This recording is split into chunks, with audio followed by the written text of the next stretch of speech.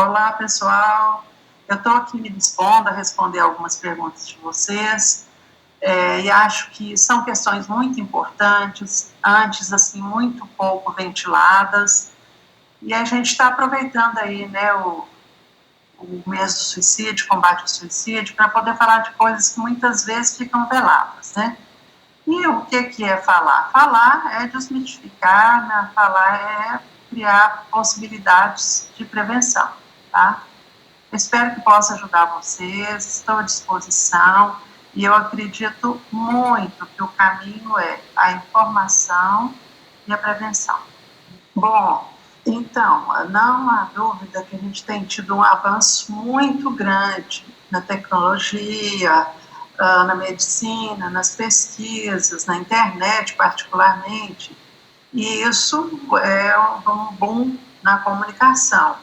Agora, ao mesmo tempo que é um boom, é um atrativo muito forte que acaba se comprometendo em detrimento da comunicação presencial, que tem outros recursos que a virtual não tem. Então, traz mesmo, é como se você estivesse tendo um relacionamento com um robô e não tem afetividade que tem uma presencial. Então, eu acho que essa é uma questão bastante séria e que não só compromete a comunicação interpessoal, que diminui muito, mas também afasta, em vez de aproximar, afasta. Porque, por exemplo, tem uma adolescente que não sai de casa, ela tem um problema muito sério mental, mas ela fica 24 horas na internet conversando com pessoas dos Estados Unidos, do Japão. Eu pergunto, conhece essas pessoas? Não conheço não, só da internet mesmo. Mas então não tem, ela é profundamente sozinha. Olha, eu diria assim que, de uma maneira geral, todos estão, vamos dizer assim, nessa zona de risco, com as condições atuais da sociedade.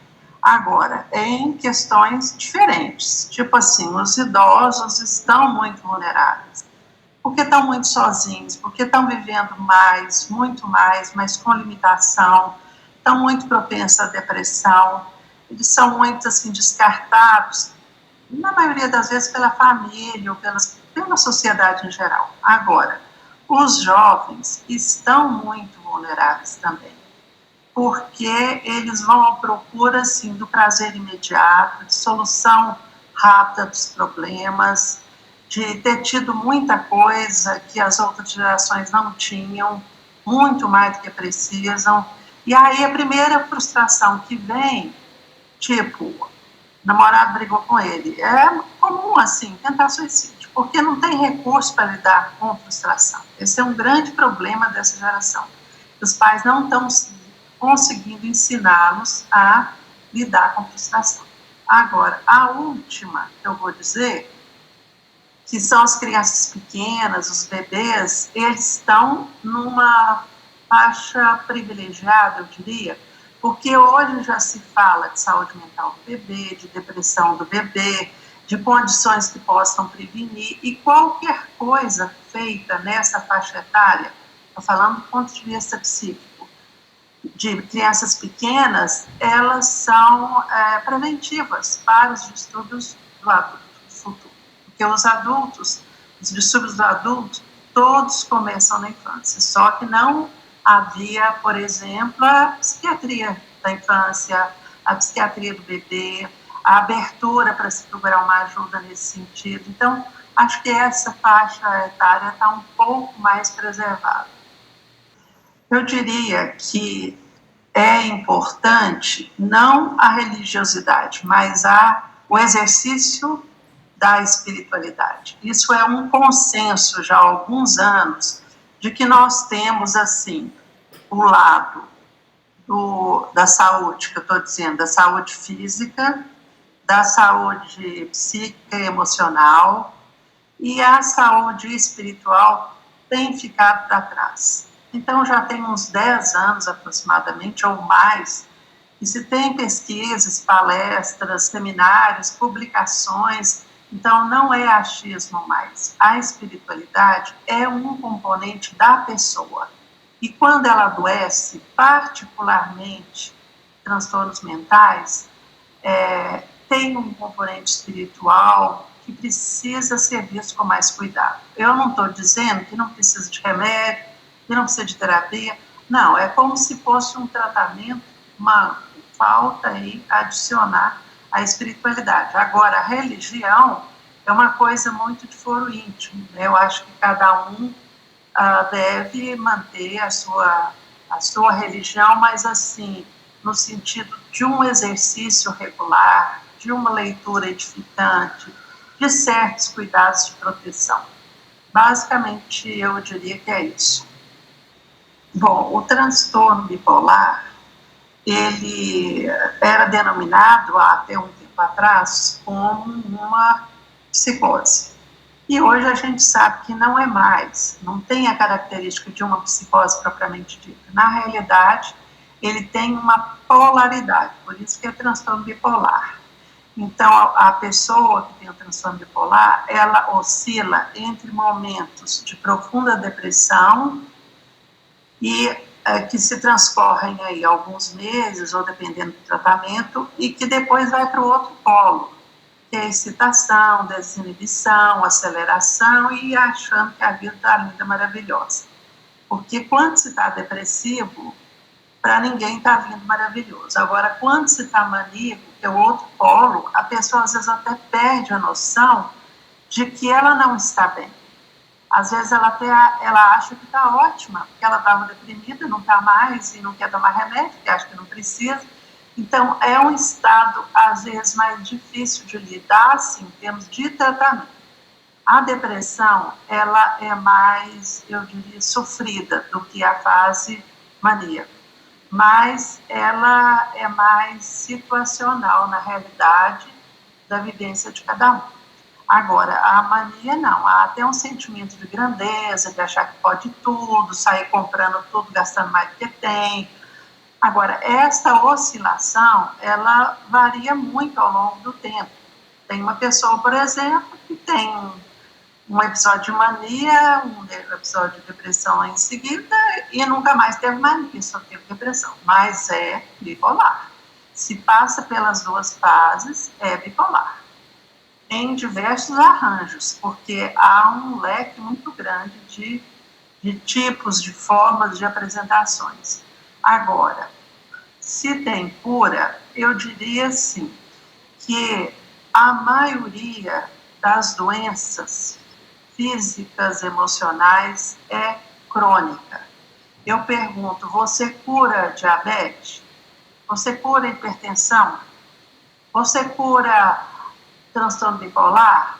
É a mesma coisa, só que não é que não cura, ela equilibra, mas a pessoa vai ter que manter uma certa vigilância ao longo da vida, porque ela sabe que tem uma predisposição que poderá se manifestar por aí. Agora falar, não, eu tratei de um transtorno bipolar e pronto, não vou ter mais nada, não precisa acompanhar. Não, não é assim, porque é um distúrbio crônico. Bom, o burnout é um estado de exaustão extrema e com esgotamento físico, emocional, até, vamos dizer assim, também no sentido do estresse, uma exaustão relacionada com o trabalho. A gente pode ter uma condição dessas em outras situações, ou decorrente de outras situações que não sejam o trabalho. O burnout é especificamente relacionado com o trabalho estressante em determinadas profissões particularmente. Então, algumas profissões, elas são mais vulneráveis ao burnout, como, por exemplo, médicos, principalmente em algumas especialidades, né, policiais, assistente penitenciário, assistente social.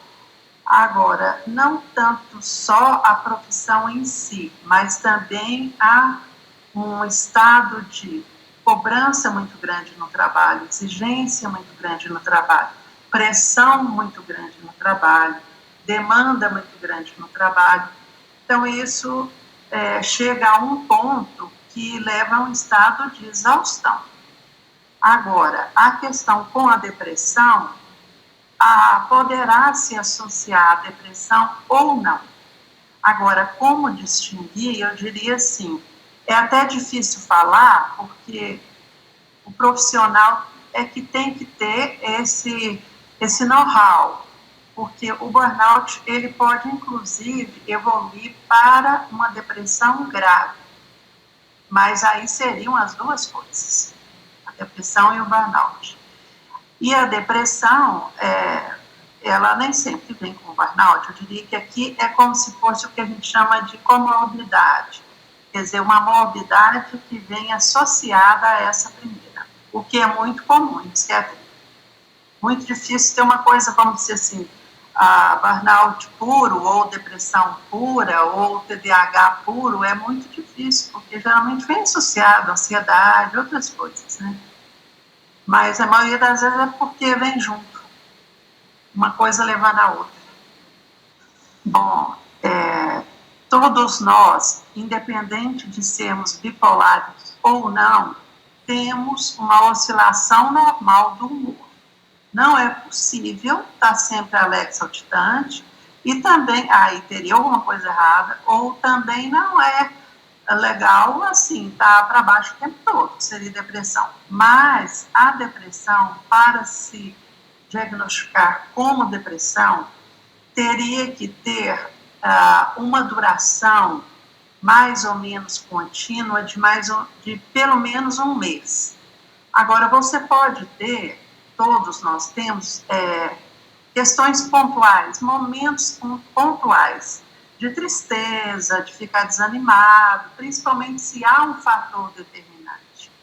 Agora, ninguém fala assim que é uma depressão se você tem uma crise de baixa astral uma vez por semana. Isso não é depressão. Pode até evoluir para depressão, mas nesta forma não é depressão. E também outra coisa importante, né, que é a questão do luto. O luto nem sempre é uma depressão, pelo contrário, há uma fase de luto em várias situações de perdas importantes, e tem que ter esse luto. Agora, se isso se prolonga muito, se isso tem uma intensidade muito grande, então aí é o caso de se avaliar a possibilidade de depressão. Bom, essa questão, vamos dizer assim, do sofrimento psíquico de cada um é uma questão de foro íntimo. E, infelizmente, ainda tem muito preconceito. Lógico que já teve muito mais, mas ainda tem preconceito em pessoas esclarecidas, bem informadas, como todo preconceito, ainda tem um ranço aí.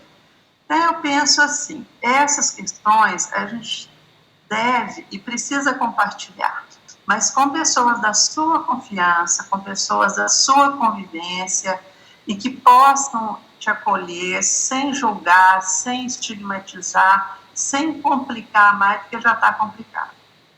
Agora, aí se diz, quando é que eu vou saber se eu preciso, né? Olha que pergunta complexa, parece simples, mas não é. Então, um profissional, é importante que se procure um profissional, ou psiquiatra, ou psicólogo, quando se tem um sofrimento psíquico considerável e você não está tendo recursos para lidar com isso, que a coisa se arrasta, porque você está sofrendo muito. Agora, veja bem, aí vem de novo o preconceito, porque a urgência nessa área psíquica, ela é de forma diferente. Então, a urgência, para nós, ela significa sofrimento psíquico.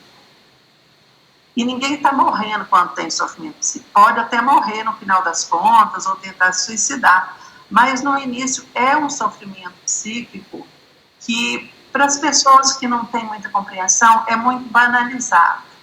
Isso é bobagem. Vai para a praia. Passa uma semana não sei aonde. Vai jogar bola. Então, assim, só que não é assim, né? Isso precisa ser avaliado. Agora, por quem? Por um psicólogo, ou por um psiquiatra, ou pelos dois. Eu diria que para início de conversa pode ser tanto por um como por outro. Vamos supor que você vá no psiquiatra primeiro e ele fala, ó, você não está bem, mas não é caso de medicação, você está precisando de uma terapia, vai te encaminhar para o psicólogo. E o contrário também acontece. O psicólogo falando, olha, não está legal, eu acho que o seu quadro é mais grave, vai precisar de uma medicação, então eu vou te encaminhar para um psiquiatra. Porque basicamente o fio da meada vem o seguinte, no psiquiatra como um profissional médico, que tem acesso a outras áreas da medicina, que conhece de medicações e de diagnóstico. Agora, quando acontece de precisar dos dois, é muito bom assim, tem uma parceria e é muito bom que tem os dois, porque é como se fosse um tratamento de mão dupla. Né? Então você vai lá, toma remédio, melhora, fala, pô, está resolvido minha vida. Não está resolvido sua vida, não. Então, é uma oportunidade até para buscar um tratamento de um lado ou de outro e se conhecer melhor e saber como lidar com as dificuldades da vida. Agora, se é psiquiatra ou se é psicólogo, isso um vai encaminhar para o outro, se for o caso. Então, o TDAH, que é o transtorno de déficit de atenção e hiperatividade, que é uma condição bastante frequente, em criança e adolescente, pode permanecer na vida adulta também. O diagnóstico, veja bem, do ponto de vista, sim, formal, legal, institucional, é cobrado que o diagnóstico seja feito por um médico.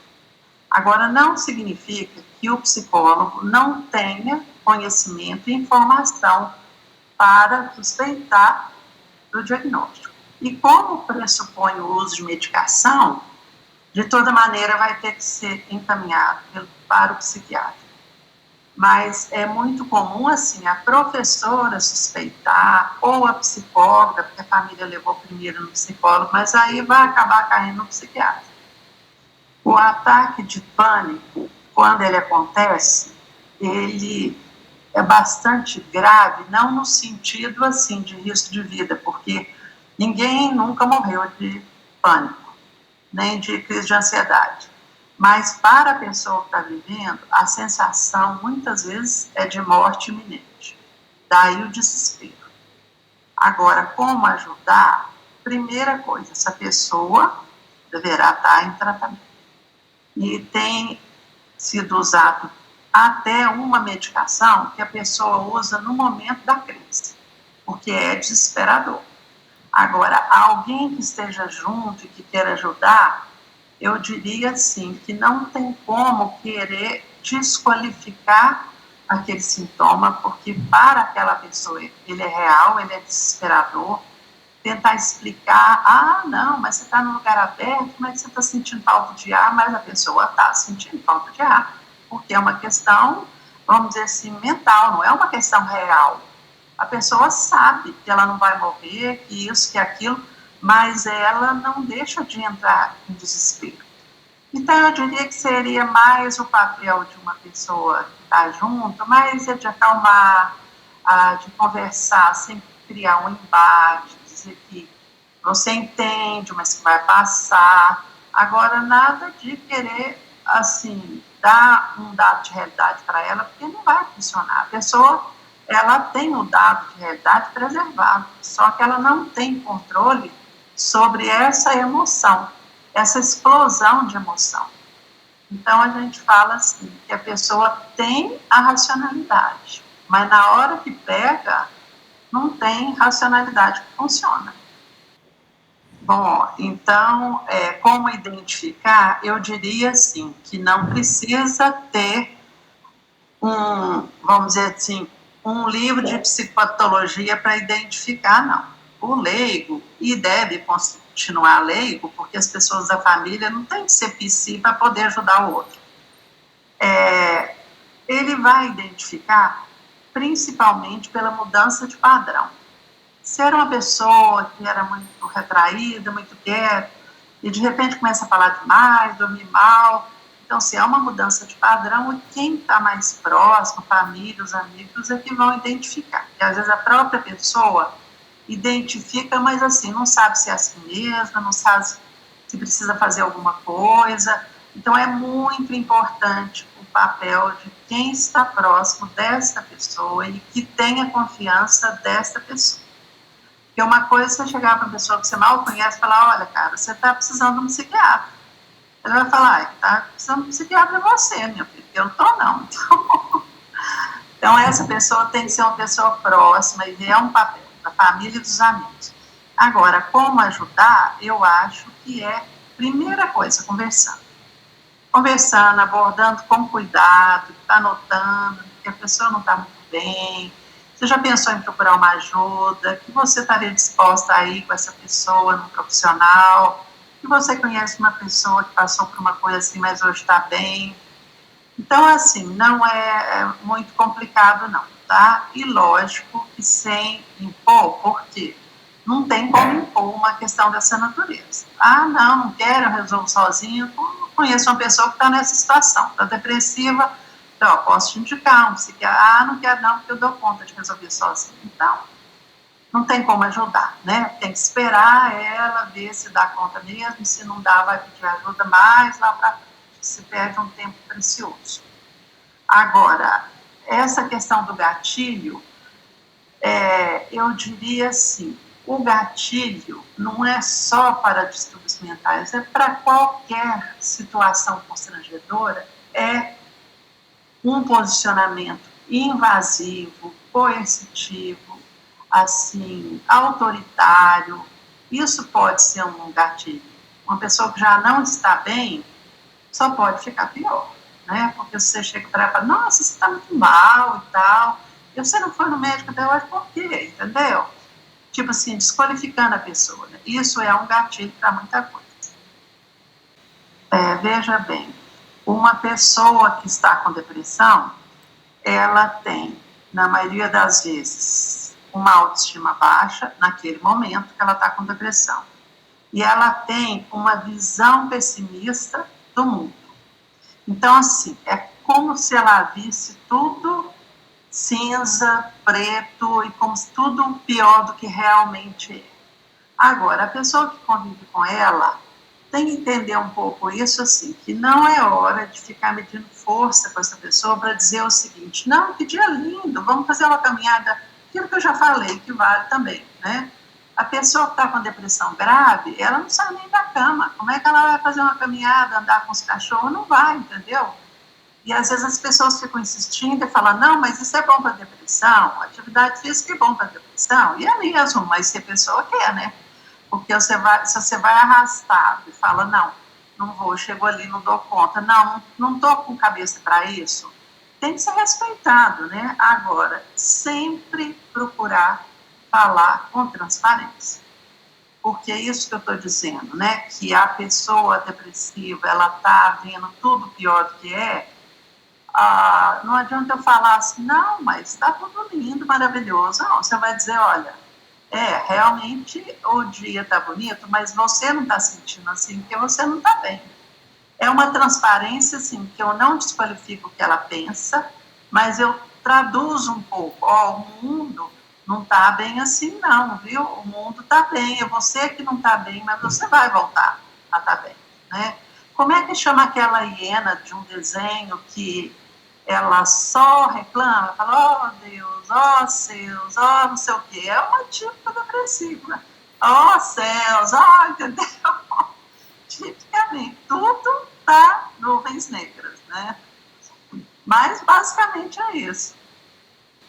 A maioria das doenças, elas têm uma formatação que é semelhante à da depressão. O que significa isso? Significa que você tem um fator de dentro, que é biológico, que é o fator genético. E o fator de fora, que é a circunstância do momento que contribui para o seu adoecimento. Então, o que isso significa? Significa o seguinte, que se eu tenho vários casos de depressão na família, quando eu tiver uma situação de estresse mais grave, eu vou adoecer desta forma e não da outra. que eu poderia adoecer tendo um infarto, que da minha família é assim, do que tendo um pico de pressão alta. Então, assim, apesar de não ter sido ainda identificado qual é esse gene, mas se sabe, é uma coisa bastante clara, que a depressão, ela tem um componente genético que pode expressar, né, na circunstância que a pessoa estiver vivendo, ou não. Agora, quando se pergunta o que se fazer para prevenir, o que se fazer para prevenir é a mesma coisa que se faz para prevenir qualquer adoecimento. Eu diria, assim, que os orientais responderiam assim, é ser feliz. Agora, é muito difícil ser feliz atualmente, assim, todos os dias do ano, todas as semanas, todos os perrengues que você tem que passar, mas, assim, que você tenha um estilo de vida minimamente equilibrado. E isso, de novo, os orientais apontam com muita clareza. Quando a gente adoece, a gente deveria parar e pensar no nosso estilo de vida, porque tem alguma coisa aí que está funcionando como gatilho. Porque não adianta eu ir lá tratar e você continuar trabalhando 24 horas por dia, não vai resolver. Então, eu diria assim, que a prevenção é um estilo de vida legal. E o que é um estilo de vida legal? Eu considero assim, que qualidade de vida, ela depende essencialmente de várias coisas, mas essencialmente das relações afetivas vividas pelas pessoas. Porque tem gente que não tem isso, não tem, não vai ter. E tem gente que tem e assim, e valoriza, e alimenta, e curte, e o resto equilibra também. É alimentação, atividade física, essa é a prevenção.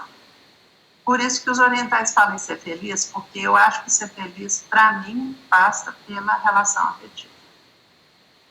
Então, nessa questão da qualidade de vida, eu acho que a gente falou um pouco de algumas coisas e faltou falar um pouquinho sobre a questão da espiritualidade, que é, eu diria assim, que é o ponto-chave do momento. Assim, os psiquiatras que compram essa causa, eles estão numa batalha para poder quebrar esse preconceito e entre os próprios colegas, poder avançar na inserção da espiritualidade no atendimento médico, principalmente psiquiátrico. Agora, não significa que eu vou trabalhar com o paciente do ponto de vista espiritual, não. O que eu vou é dar orientações para ele, que ele precisa ter e que precisa resgatar, se não tem com regularidade no momento. E uma coisa que a gente sabe, que a depressão é uma das condições mais estudadas, é que muitas vezes, há uma desarmonia espiritual também. Então, não é só psíquica, não é só do humor, não é só disso, daquilo, é também do lado espiritual. E isso tem sido relegado a um terceiro plano, isso há muito tempo, porque a Organização Mundial de Saúde já fala isso há alguns anos, né, que a saúde ela tem que ser física, psíquica e espiritual.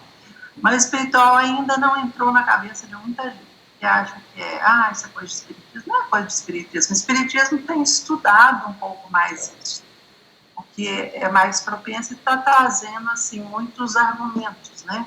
E muita ajuda mesmo, para pessoas que estão doentes psicicamente, não conseguem se equilibrar, o equilíbrio e volta, e é muito interessante, como é uma coisa importante.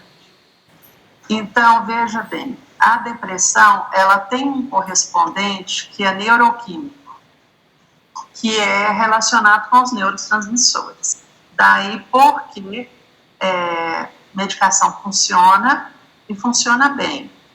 Agora, hoje em dia, principalmente em criança, que a gente acha que criança não tem depressão, e tem, criança, se tem uma depressão e é uma depressão leve, pode ser tentado só psicoterapia. Agora, do adolescente para frente, eu diria que a medicação é muito importante, porque senão demora demais, vai prolongando, vai complicando, a pessoa vai se enrolando, pouca produtividade, né, afastando das pessoas. Então, assim, e a medicação, eu digo sempre assim, que medicar tem risco. Se você tomar uma aspirina, tem risco. Agora, não medicar também tem. Então, assim, imagina um adolescente, que é os que estão suicidando com muita frequência, né?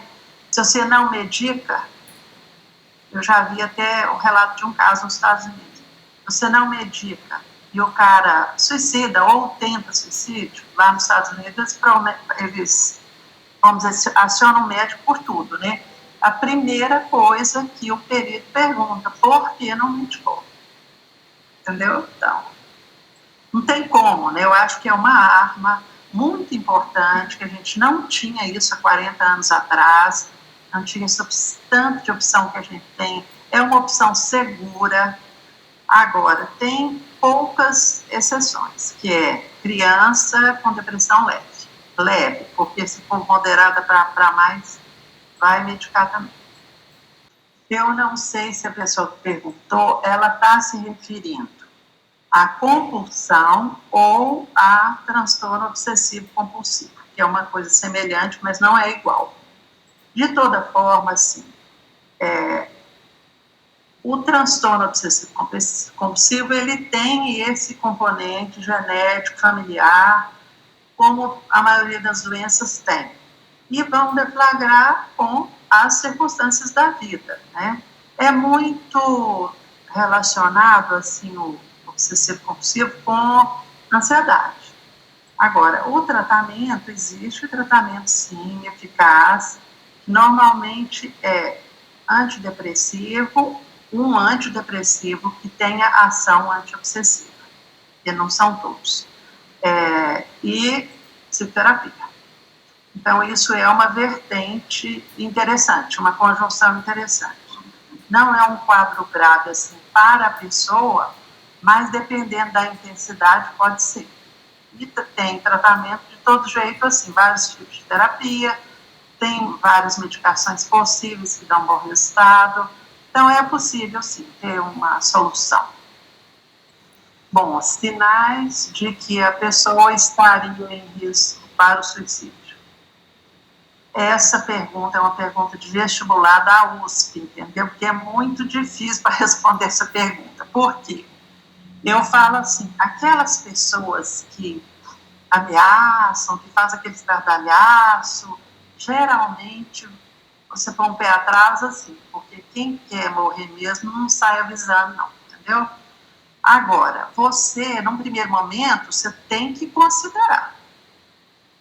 Como eu já tive uma paciente, uma adolescente, que é a mãe desesperada, porque ela tentou se cortar o pulso, aí fui eu lá atender a menina, falei, o que você fez? Ela falou, não, eu tentei tirar o meu sangue aqui com uma agulha. Agulha de quê? Agulha de costura. Eu falei, para eu tirar o sangue dela todo com a agulha de costura vai ser difícil, né?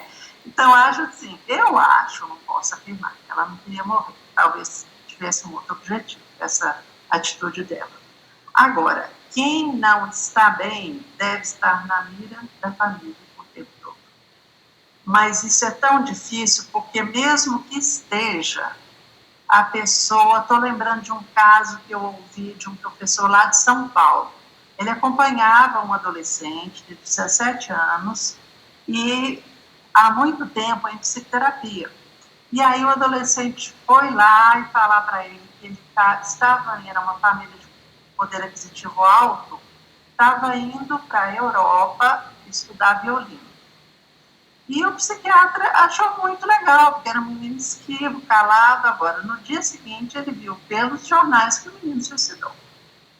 Então, assim, os sinais, assim, quem quer mesmo se matar, e eu já vi algumas situações que são difíceis, não fica avisando muito não, sabe? E esses são os mais perigosos, eu acho, porque tem que ter vigilância, tem que tirar do alcance deles, assim, arma, faca, assim, remédios, porque é muito comum, principalmente as meninas, tomarem um monte de remédio para morrer.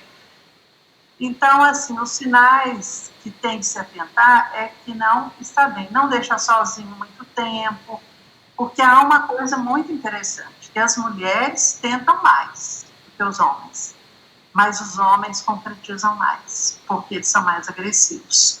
Então, a morte deles é o quê? É pular, não sei de que andar, é se enforcar. No hospital que eu trabalhei, tinha um casal, o cara era médico e a mulher enfermeira, todos os dois trabalhavam lá. E ele chegou em casa, eles, nada de anormal, o menino se enforcou com o cordão do judô, 12 anos de idade, no chuveiro. Então, assim, tem que se desconfiar muito desses calados que não falam muita coisa. E outra coisa, que quando desconfiar, falar abertamente, porque essa história de fazer de conta que não está acontecendo nada não ajuda. Ô, meu filho, eu tô vendo, você não tá legal, não sei se você tá pensando em morrer, porque, assim, o pessoal acha que se falar em suicídio, que vai piorar a ideia. Não, pelo contrário. Se você pode falar, se você pode compartilhar com alguém que te entenda e que fala, não, eu vou te ajudar, entendeu? Vamos buscar o caminho. Agora, o segredo, isso é em tudo na área psíquica. O não dito, ele é muito mais lesivo, seja o que for. Então, assim, são histórias e histórias, né? Estou me lembrando uma última situação de uma colega que é pediatra, o filho dela, de 22 anos, teve depressão, ela procurou tratamento nesse Brasil inteiro, porque não melhorava, e falava para ela que queria morrer, estava na terapia, e um belo dia se enfocou também na escada do clube de vizinhança, na piscina. Então, assim, é uma coisa que é muito difícil. Eu só digo assim, fique com o pé atrás. Vigilância, vigilância e diálogo, porque os que mais se matam aqueles que não falam, que não têm alarde. Recentemente teve na mídia, não sei se vocês viram, uma menina, eu acho que de 15 anos, que pulou não sei de que andar. Ela não morreu não, mas ficou quebrada, né, totalmente paralítica. Então ela deu um depoimento falando que ela era um exemplo de o que não fazer. Eu falo isso muito com meus pacientes. Olha, primeiro que é muito difícil morrer. Você pode pular não sei da onde, não morrer e ficar com algum déficit motor e vai ficar pior ainda a sua vida, né? Então, assim, tem que ter um tato muito grande, mas principalmente uma observação de quem está perto.